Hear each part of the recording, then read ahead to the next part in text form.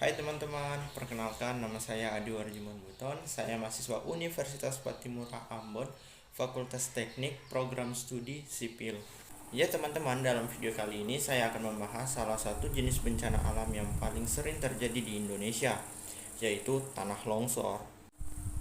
Untuk itu, tolong disimak baik-baik ya teman-teman tentang video saya mengenai tanah longsor. Longsor itu apa sih? Longsor atau sering disebut gerakan tanah adalah suatu peristiwa geologi yang terjadi karena pergerakan massa batuan atau tanah dengan berbagai tipe dan jenis, seperti jatuhnya bebatuan atau gumpalan besar tanah. Kira-kira apa saja faktor-faktor yang dapat menyebabkan tanah longsor?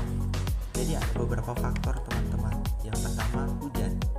Ancaman tanah longsor biasanya dimulai saat musim penghujan tiba. Pada saat musim kering yang panjang akan mengakibatkan penguapan air di permukaan tanah dalam jumlah yang besar. Hal itu mengakibatkan munculnya pori-pori atau rongga tanah hingga terjadi retakan dan merekahnya tanah permukaan. Dan ketika musim penghujan tiba, air akan masuk ke pori-pori tanah tersebut sehingga menyebabkan tanah menjadi longsor. Lereng yang terjal. Lereng atau tebing yang terjal akan memperbesar gaya pendorong. Lereng yang terjal terbentuk karena pengikisan air sungai, mata air, air laut, dan angin. Kebanyakan sudut lereng yang menyebabkan longsor adalah 180 derajat apabila ujung lerengnya terjal dan bidang longsorannya mendatar. Tanah yang kurang padat dan tebal. Jenis tanah yang kurang padat adalah tanah lempung atau tanah liat. Tebalan lebih dari 2,5 meter, sudut lereng lebih dari 220 derajat. Karena jenis ini memiliki potensi untuk terjadinya tanah longsor, terutama bila terjadi hujan. Selain itu, tanah ini juga sangat rentan terhadap pergerakan tanah karena menjadi lembek ketika terkena air dan pecah ketika hawa terlalu panas.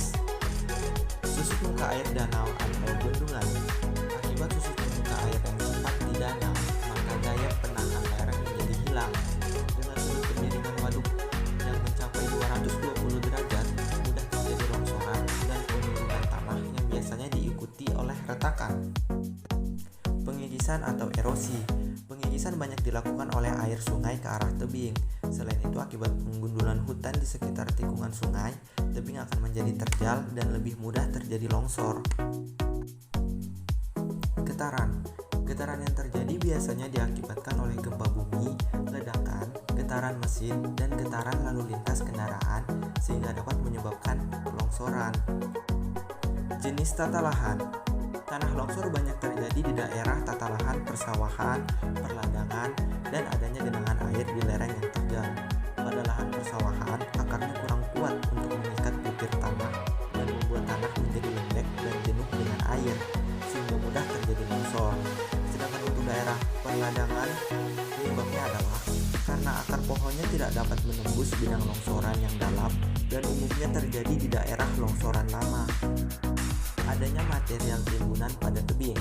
Untuk mengembangkan dan memperluas lahan pemukiman, umumnya dilakukan pemotongan tebing dan penimbunan lembah. Tanah timbunan pada lembah tersebut belum terpadatkan sempurna seperti tanah asli yang berada di bawahnya, sehingga apabila hujan akan terjadi penurunan tanah yang kemudian diikuti dengan retakan tanah. Penggundulan hutan. Tanah longsor umumnya banyak terjadi di daerah yang relatif gundul, di mana pengikatan air tanah sangat kuat. Daerah pembuangan sampah. Penggunaan lapisan tanah yang rendah untuk pembuangan sampah dalam jumlah banyak dapat mengakibatkan tanah longsor, apalagi ditambah dengan guyuran hujan. Nah teman-teman, sekarang kita beralih ke jenis-jenis tanah longsor.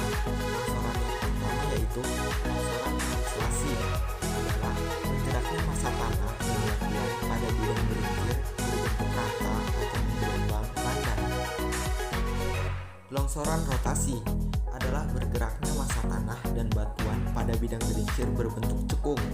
Jenis longsoran ini banyak terjadi di Indonesia. Pergerakan blok adalah perpindahan batuan yang bergerak pada bidang gelincir berbentuk rata. Longsoran ini disebut juga dengan longsoran translasi blok batu. Runtuhan batu. Longsoran ini terjadi ketika sejumlah besar batuan atau material lain bergerak ke bawah dengan cara jatuh bebas. Umumnya terjadi pada lereng yang terjal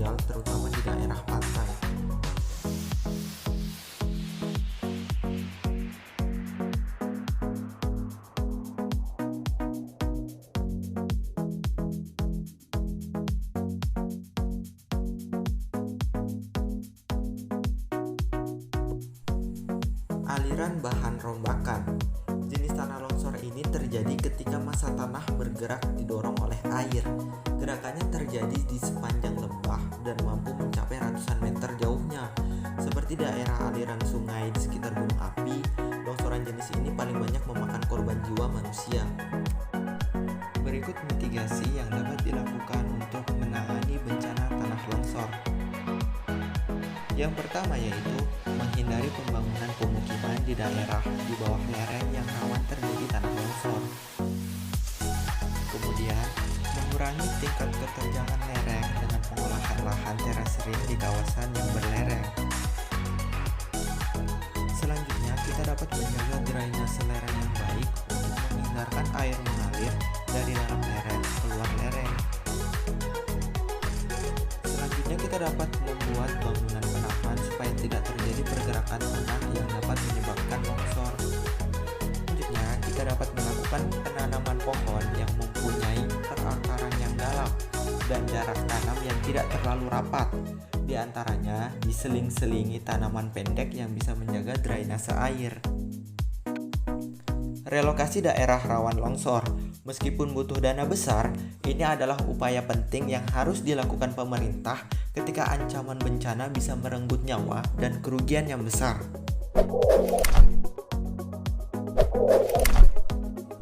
Demikian video penjelasan singkat dari saya. Semoga apa yang saya sampaikan dapat bermanfaat bagi teman-teman. Terima kasih untuk teman-teman yang sudah menonton hingga selesai. Sampai jumpa.